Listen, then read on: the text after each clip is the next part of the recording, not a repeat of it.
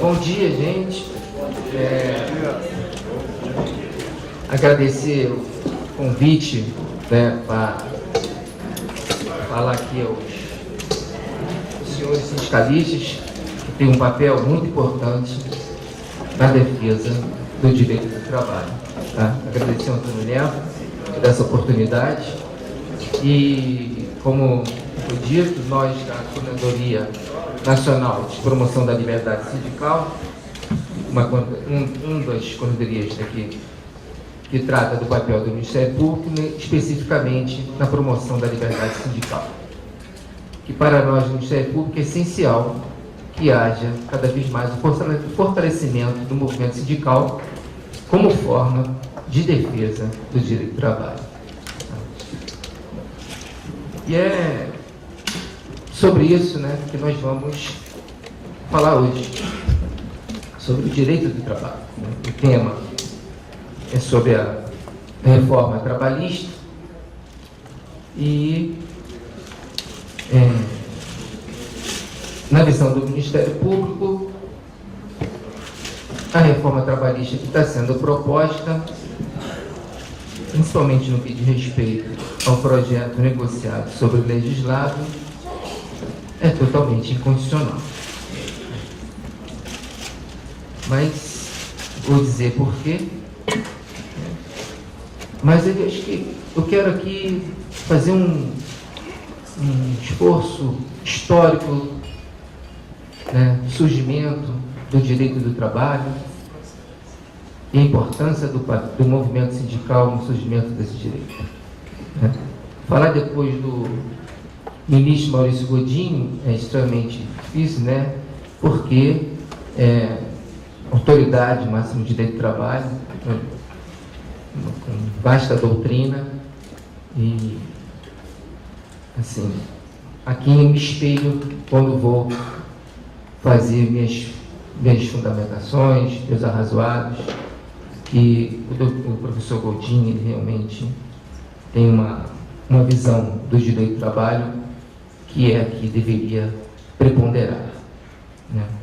O direito do trabalho que tem um papel de proteger a classe que vive do trabalho, como na expressão que ele gosta de usar. Muito bem. Então,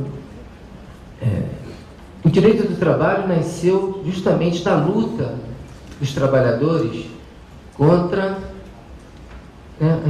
as injustiças e as condições de trabalho precárias que estavam submetidos os trabalhadores logo no início da Revolução Industrial, no finalzinho do século retrasado, XIX, e início do século XX. Essas condições de trabalho eram subhumanas. 15 horas de trabalho de homens, mulheres, crianças, em condições insalubres, de insegurança, levando os trabalhadores à extrema miserabilidade. E com o advento das máquinas, houve incremento de produção sem reflexo na melhoria da condição social dos trabalhadores. Por óbvio que as condições de então favoreciam muito a solidariedade entre os trabalhadores, que viviam em condições de vida em comum, e isso fez florescer o movimento sindical. Muito bem. Esse movimento sindical, diante dessas injustiças e da gravidade da situação política de então, já no final como esforço no final da Primeira Guerra Mundial, foi um trabalho do movimento sindical dos países envolvidos naquele conflito, da Europa principalmente, e da América, as grandes organizações sindicais da época, que exigiram a criação de um órgão internacional que regulamentasse de maneira uniforme o direito do trabalho, para que melhorasse as condições de vida da classe trabalhadora. E assim surgiu, em 1919, quando da assinatura do Tratado de Versalhes, a OIT, a Organização Internacional do Trabalho, fruto do esforço e do trabalho do movimento sindical. Aí nasceu o direito do trabalho. Né? Então, esse esforço, essa luta, ela é muito grande, né? Porque é bom que se saiba, né, como aqui, referindo aqui de filósofos de direito que tratam sobre a luta do direito, todo direito ele só é adquirido mediante a luta. Todo direito só é adquirido mediante luta. Tá? Inclusive, quer dizer, o próprio direito encerra, de certa forma, uma contradição no sentido que a condição é de separar a luta e a paz, porque a paz é o fim do direito. A paz, a finalidade do direito é garantir a paz. Mas, para isso, para obter o direito, é preciso lutar. Não há conquista de direito sem luta. Né? E a luta, né, pressupõe embate, né, quebra da paz. Mas, e essa luta pelo direito, ela é contínua. Contínua porque continuamente o direito está sendo ameaçado de ser eliminado ou revogado. Né? E essa luta tem que ser contínua. A sociedade, o indivíduo, o povo precisa estar apto e preparado para lutar por esse direito. Então, e é disso que nós estamos falando hoje, atualmente. O que está acontecendo no Brasil é exatamente isso. Todo esse esforço, toda essa luta pela construção do direito do trabalho, né? E no Brasil não foi diferente. No início do século passado, né? Entre a década de 20 e a década de 40, né? Quando começaram a surgir as primeiras leis trabalhistas, fruto do trabalho do movimento sindical de então, que iniciou aqui em função da migração de europeus, que criaram os movimentos anarquistas, que depois foram se organizando e lutando por melhores condições de trabalho, principalmente, quer dizer, nas cidades, foram mais organizados, e na área rural mais contida, em função até desse contingente, desses fatos históricos que foi narrado aqui pelo professor Goldinho, no que diz respeito à força, né, do produtor rural da época em que essas leis trabalhistas não se aplicavam aos trabalhadores rurais de então. Então, essa legislação trabalhista que nasceu, né, a consolidação da lei de trabalho, né, que houve uma comissão própria que criou, foi criada pelo presidente Getúlio Vargas e que consolidou as leis do trabalho, né, essa que nós conhecemos hoje e que, ao contrário como dizem os críticos, já foi muito alterada e muito flexibilizada para atender aos interesses do capital. Né? É bom que se diga que toda e qualquer lei que é celebrada, ela vem para atender os interesses do capital. Ela protege, sim, o trabalhador, que a lei do trabalho, principalmente, ela visa, né, regulamentar uma relação entre desiguais e precisa de uma lei para impor as mínimas condições para que essa relação de trabalho seja minimamente equilibrada e justa. Fora da proteção legal, o que vai acontecer é a precarização das condições de trabalho, não há dúvida. Nós vamos retornar às condições de trabalho e direito do século passado. Uma total liberdade de negociação, sem a proteção da lei, quando o trabalhador precisa do trabalho para subsistir, e quem tem o poder de dar trabalho é o poder econômico. Então, essa relação ela é sempre desigual. E mesmo através dos sindicatos, essa disputa, se não tiver uma lei protegendo um patamar mínimo de direitos previstos em lei, como negociar? como partir para a negociação se a necessidade do trabalho é premente para o trabalhador? Nesse ponto é que é a grande preocupação do Ministério Público e que está sendo colocada para o movimento sindical toda uma inversão de valores. Toda uma inversão de valores. E isso está colocando em risco não só o direito do trabalho, quanto o próprio sindicalismo, como foi dito aqui. Como pensar o sindicalismo, como o trabalhador vai compreender os sindicatos que passem, invertendo o seu papel, de passar a negociar direitos abaixo do previsto na lei.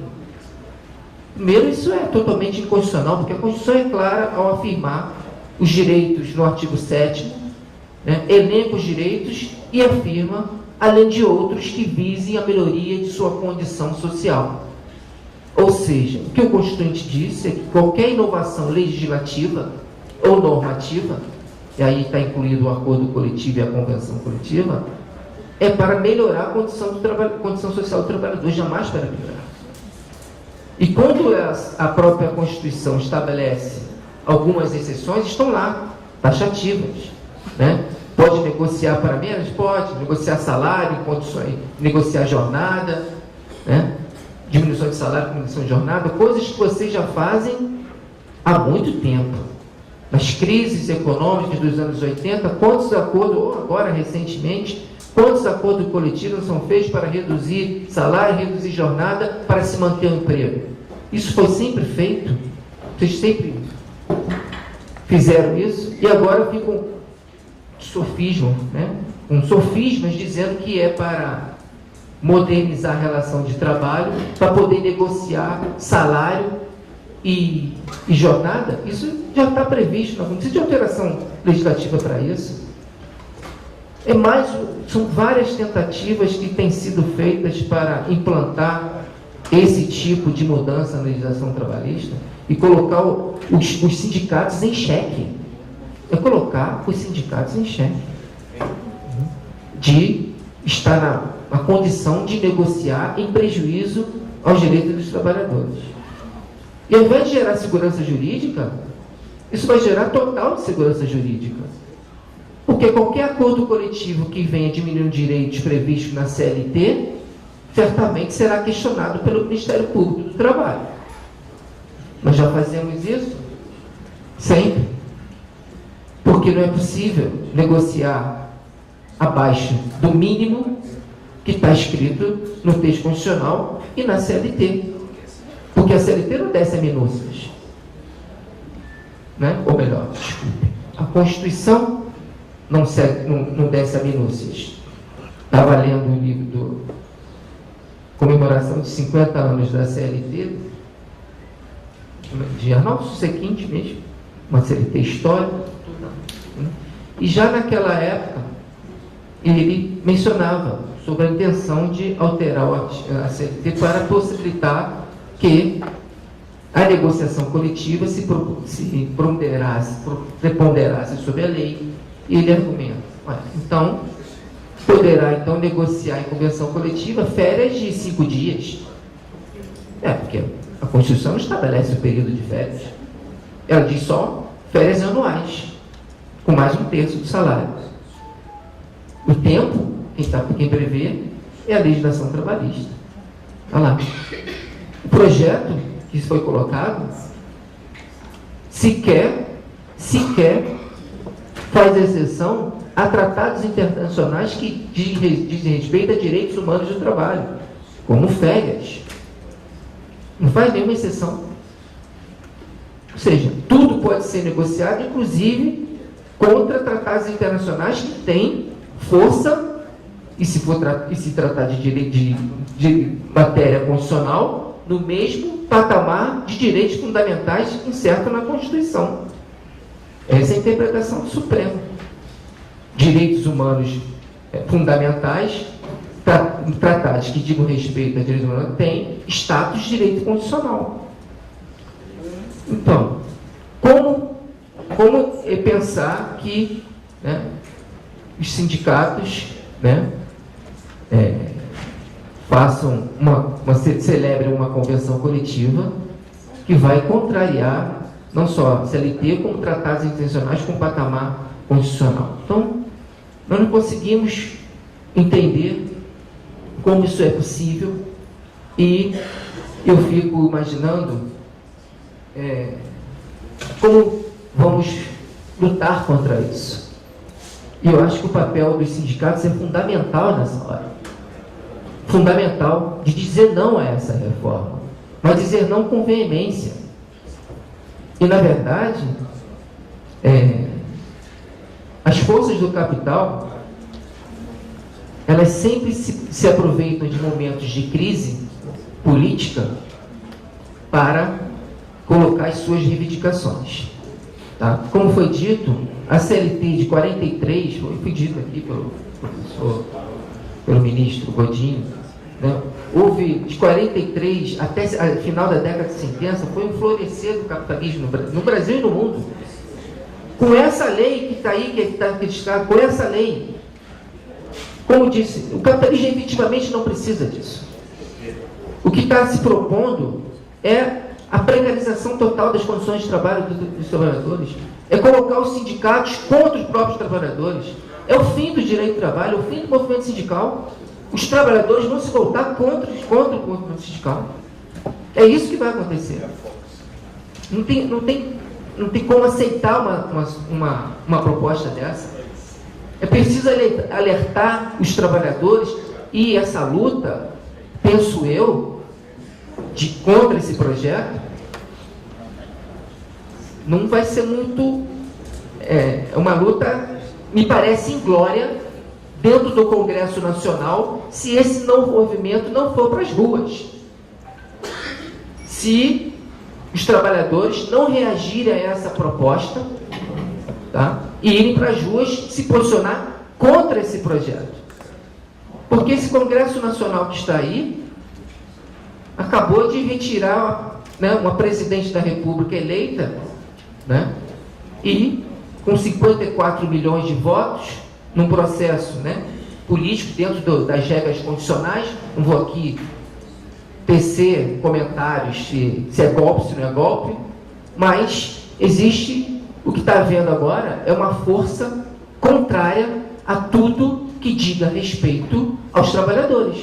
Porque esse governo que saiu é um governo, né, dito, ou presumivelmente, pró-trabalhadores, já que é apoiado por um partido dos trabalhadores, e que tinha alguns sindicatos junto com eles defendendo interesse. Até quando, né, e eu falo isso com muita tristeza, porque nós lutamos muito por essa democracia, muito por isso. Tá? Você imaginar que um governo, né, apoiado pelos trabalhadores e que chega ao ponto de ser apiado do poder porque agiu da mesma forma como os outros agiram, como não poderia agir, né, se miscuindo em atos de corrupção, como foi já provado e condenado, e gerando uma crise política tal que favoreceu esse movimento pró-impeachment que está aí, né? E que está aí, que já se encerrou e que arrefeceu os ânimos, porque você pensar que toda a esperança depositada num governo foi jogada abaixo porque este contrariou todos os princípios que eram invocados para chegar ao poder, e, no entanto, se miscuíram nos mesmos problemas que antes havia. Problemas da política, e é isso. Mas é a política que decide o nosso destino. Nós estamos aqui tratando de uma reforma trabalhista que vai ser decidida por forças políticas que estão lá no Congresso Nacional, e que a maioria não é de trabalhadores, muito pelo contrário, é de capitalistas, ruralistas, que querem modernizar a legislação trabalhista, dizem modernizar a trabalhista desta forma, prevendo a retirada de direitos dos trabalhadores, né? Querem discutir reforma trabalhista sem antes, uma reforma trabalhista, sem antes regulamentar direitos caros aos trabalhadores. O artigo 7º primeiro, que trata da proteção ao emprego, até hoje não regulamentado, a representação dos trabalhadores nas empresas, né? Uma legislação que assegure e puna as práticas, as condutas antissindicais. Como negociar num cenário onde não há proteção ao dirigente sindical, que ainda hoje é perseguido? Como negociar se o trabalhador não tem a liberdade de sequer ir numa assembleia, uma assembleia convocada pelo sindicato, porque a empresa põe olheiros para ficar verificando quem é que vota assim ou assado? Quando passa a lista de abaixo-assinado, hoje agora negociação coletiva, acordo sem intervenção dos sindicatos. E é isso que está se propondo também. Porque quando se fala em trabalho intermitente, remuneração por produtividade, coisas que já estão na legislação trabalhista, e colocam isso, jornada, redução do trabalho a tempo parcial, está previsto em lei. Aí falam, vamos fazer uma legislação para reduzir a jornada de trabalho do trabalhador, trabalhar por hora ou por produtividade. Mas a legislação já prevê isso. A gente já prevê o contrato a tempo parcial. Para quê? Só pode ser uma legislação que vai impor uma redução de jornada sem a participação dos sindicatos. Eles não querem negociar com os sindicatos. Outra inconstitucionalidade, porque para reduzir salário e reduzir jornada, a Constituição está lá expressa dizendo que tem que ter acordo e convenção coletiva. A Constituição estabelece que a negociação coletiva é obrigatória. Isso tudo está sendo desrespeitado por propostas que vêm do governo, né? Negando princípios constitucionais. Então, o Ministério Público, quer dizer, já é conhecida a posição do Ministério Público contra a terceirização, tá? O Ministério está muito preocupado com essa proposta do negociado legislado, em função justamente desse discurso, né, uníssono, de que a CLT ela tá atrasada, retrógrada, esquecendo-se que ela já foi muitas vezes modificada. O principal direito, eu estava falando do oportunismo do capitalismo, que se aproveita de críticas, eu acabei não continuando no assunto, né? O florescer do capitalismo. Aí entramos numa crise política na década de 60, quando entrou o golpe militar e entraram os militares. Em 64, né? Mas vinha uma evolução da economia boa, só que houve uma crise política, e toda crise política gera uma crise econômica, ou vice-versa. E aí, derrubado o governo também de João Goulart, que não tomou posse, mas acabou não conseguindo governar, também pró-trabalhadores, e aí vem as forças do capital e fazem uma reforma, uma mudança primordial no direito de trabalho para os trabalhadores. Institui o FGTS e acaba na prática com a estabilidade do emprego, porque o trabalhador, quando é admitido, não faz opção nenhuma. Ele adere ao contrato. Ele aceita as condições que lhe são impostas. É o empregador que diz, é assim, quer, se não quer, pode ir embora. Tem outro ali fora para aceitar as condições. Então, quer dizer, na prática, lá acabou-se com a estabilidade decenal, que ela, obviamente, ela perdurou para quem já tinha direito, né? Embora também facultou a negociação desses direitos, a lei, né? Então, está aí. A lei do FGTS, hoje é o que vigora, não há garantia de emprego ou estabilidade relativa, né? Ou seja, favorecendo a rotatividade da mão de obra, já que pode demitir a qualquer momento, não precisa justificar, paga-se a indenização, e é isso que hoje o mundo está acontecendo no mundo inteiro, né? É a flexibilidade na entrada e flexibilidade na saída, né? E a tal da flex security que o ministro falou aqui, né? Proteção social dada pelo Estado. A empresa não quer ter responsabilidade social. A responsabilidade social tem que ser pelo Estado. Mas, e outra armadilha que caímos, as tais desonerações da folha. Reduz-se aí os encargos sociais das empresas, que nem sempre significa mais emprego e nem melhoria da condição social, e a Previdência vai só diminuindo a sua capacidade de pagar os benefícios que são dados. Parece que esqueceram de ler a Constituição. O financiamento da Seguridade Social é de trabalhadores, empresas de toda a sociedade, mas cada vez mais desonera a folha disso. E a conta não vai fechar lá na frente. Não vai fechar. Então, eu quero aqui chamar a atenção do sentimento que a gente tem que ter de defesa do direito do trabalho. Eu, na minha história, cada um tem sua história, e meu sentimento pelo direito do trabalho surgiu quando eu tinha 18 anos de idade. No meu primeiro emprego. Eu obtive o primeiro emprego, depois de liberado do serviço militar, minha carteira foi assinada.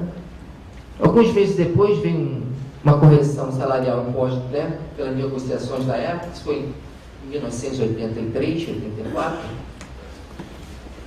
E aí veio uma correção salarial que a empresa chegou para mim, patrão, olha, nós não podemos pagar esse reajuste salarial, então se você continuar, você pode continuar, mas sem vínculo de emprego, a gente vai te pagar por fora, vai demitir. Aí, 18 anos, estava lá, precisava trabalhar, cheguei com meu pai, na época estava separado da minha mãe, eu já era quase amigo de família, nem dizer amigo de família. Ele falou, não, pode mandar, vou te mandar embora, não vai trabalhar sem carteira assinada. Sentou comigo, meu pai trabalhava no departamento pessoal de uma empresa petroquímica, operário, e minha mãe era costureira. Sentou do meu lado, vamos calcular aqui sua verba resilitória, calculou, o time pagou, foi tudo pago, e fui procurar emprego. Graças a Deus, 2 meses depois já estava empregado, não tinha desemprego nessa época, mas tudo deu certo. Mas foi ali que eu vi que o direito do trabalho é o que protege o trabalhador, tem que dar a proteção social do trabalhador. A carteira de trabalho hoje ainda é um documento importante para o trabalhador. Se fala muito em empreendedorismo, não tem nada contra o empreendedorismo. Acho que temos que empreender mesmo. Quanto mais empreender, melhor, mais empregos podem surgir, pessoas podem mudar seu patamar de vida como empreendedor. Não tem nada contra o empreendedorismo.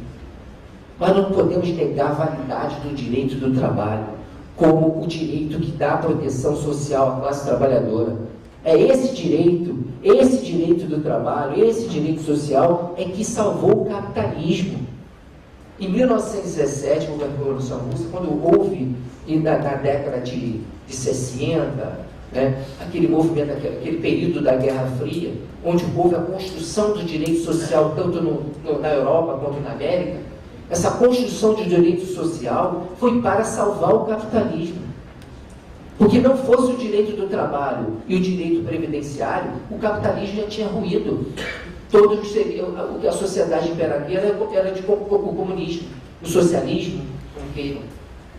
Foi isso que salvou, porque a legislação do trabalho é que humanizou o capitalismo. E vi agora esses capitalistas selvagens querer dizer que a legislação do trabalho é que não dá condições de existência, de existência para o capital. O capital não precisa disso. Não precisa disso. Isso é puro egoísmo e ganância para obter mais lucros e subjugar a classe trabalhadora. O capital no Brasil não tem ética. Não tem ética. Isso está aí. A Lava Jato mostrou que o capital não tem ética. Está aí. A Lava Jato mostrou que o capital não tem ética. Faz de tudo para se obter lucro. Tudo. Senhores, eu não acredito. O capital subjuga o Congresso nos seus interesses. A Convenção 158 da OIT foi revogada por força do capital. Subjugou o presidente da República, que revogou a ratificação, contrariando a Constituição. O capital não tem ética. E esse capital que não tem ética, que age de forma aética, e ela já está aí para dizer, não vou falar mais nada, também não respeita a ética do trabalho. Por quê? Nós somos uma sociedade extremamente escravagista. Ainda temos trabalho em condições análogas de escravo. Esses que dizem serem modernizadores da legislação trabalhista querem rediscutir a definição de trabalho análogo de escravo. No século XXI, querem rediscutir que trabalho análogo de escravo assim só quando tiver grilhões? É só isso? Vamos voltar ao século XVIII. Não é 19, né? 19. Porque o Brasil foi o último país do mundo a abolir a escravatura. O último. Há um resquício forte de desvalorização do trabalho humano por causa dessa falta de ética de valorização do trabalho humano.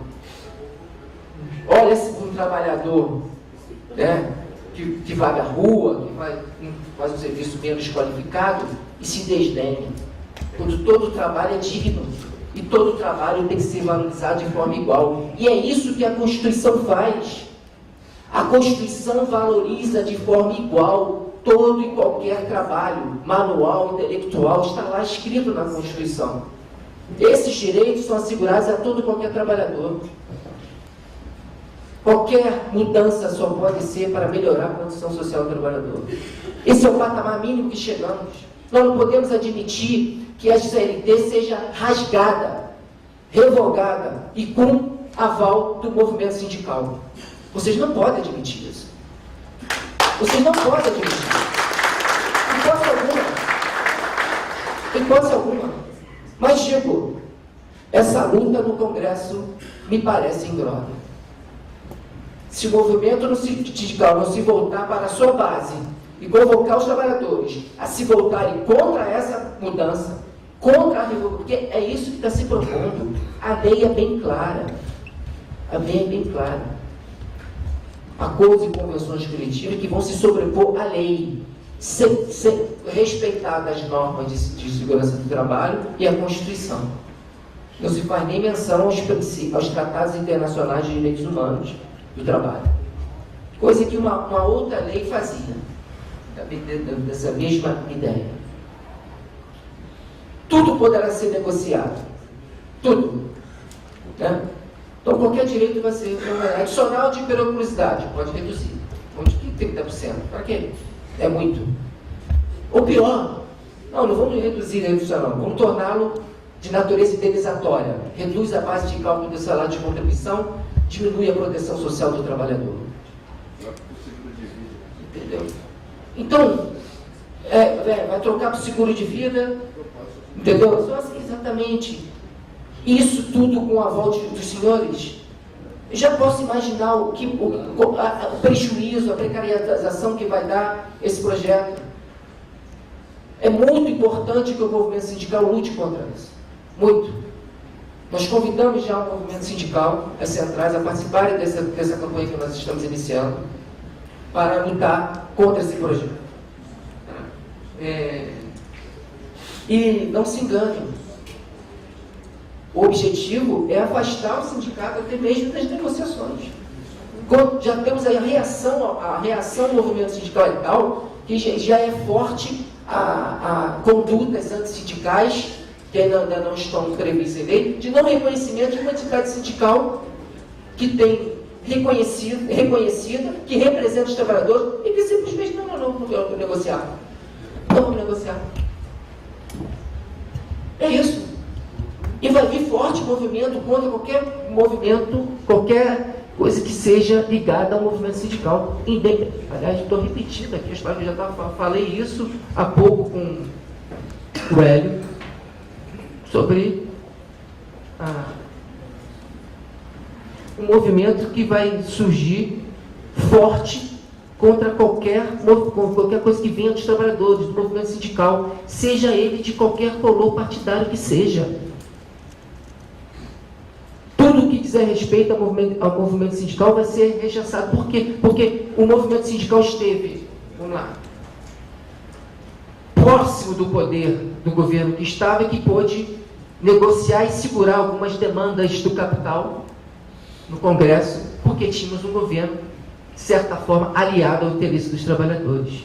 Agora as forças contrárias se sobrepuseram. Se sobrepuseram a esses interesses. E agora vai vir um movimento forte contra. Então, eu peço aos senhores que defendam o direito do trabalho que foi construído por vocês, pela luta da classe trabalhadora. Se não por alguns que esteve aqui porque não estavam na época lá, mas porque foram pessoas, nós lutamos por esse direito. Nós lutamos nisso quando fomos para as ruas para lutar por direta já, pela Constituinte. Esse tratado, esse pacto social que está escrito na Constituição está sendo desrespeitado. É isso. Um pacto social que está escrito na Constituição de que a melhoria, os direitos que estão ali tem que ter uma visão de melhoria da condição social, cujo objetivo é eliminar as desigualdades sociais, eliminar a miséria, a pobreza, promover o desenvolvimento e a igualdade de todos. Como? Reduzindo direitos do trabalho, que é a legislação que mais favorece ao trabalhador, que mais garante direitos e equilibra a relação social do capital e do trabalho. Qual é o interesse nisso? Qual é o interesse nisso? Eu não consigo entender. Então, um sofisma dizendo que vão melhorar, vão dar força. Força sindical se está garantindo o emprego do trabalhador, do sindicalizado, garantindo emprego aos trabalhadores que possam ter a liberdade de se filiar ou não, mas com o seu emprego garantido. Proteção no trabalho, proteção no seu local de trabalho. Não querem discutir isso? Não querem discutir isso. Aí agora a pauta é jornada de 60 horas. Então o movimento sindical vai ouvir isso quieto, a pauta é de 40 horas. Gente, eu estou assim muito indignado com o que está acontecendo. Então eu falei, é o sentimento que nós temos pelo direito do trabalho que vai nos mover a lutar por ele. Porque isso é o que os filósofos de direito afirmam. É o interesse, não é o interesse econômico, é o interesse moral. O interesse moral tem seu direito reconhecido que faz você lutar pelo direito. Não é o valor dele, patrimonial. O Estado também assim age.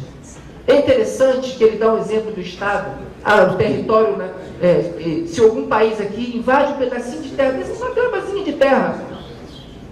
uma glebazinha de terra, por exemplo, o Uruguai, vamos dar um exemplo, invadiu lá um pedacinho de terra lá no... O Estado vai ficar quieto e admitir uma invasão de território, uma força? Se ele fizer isso, ele perde a moral, perde a força. Hoje é um pedacinho de terra, amanhã está tomando o país todo. E é assim como nós temos que defender o direito do trabalho. Se hoje nós cedermos, porque o Ministério Público do Trabalho também tem o papel de fazer a defesa do direito do trabalho, defesa da ordem constitucional. Se nós permitirmos isso, vai ser o fim do direito do trabalho, o fim do sindicalismo, tá? Vai ser a barbárie, o fim da democracia, porque não há democracia sem direito e sem sindicato.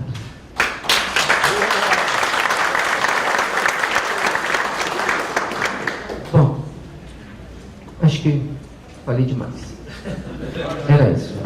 Eu quero aqui só vim para tentar inflamar os ânimos, porque eu estou indignado. Eu luto muito pelo direito do trabalho no meu dia a dia. Muito. Muito. Eu amo direito do trabalho e fiz o juramento de fazer cumprir a Constituição.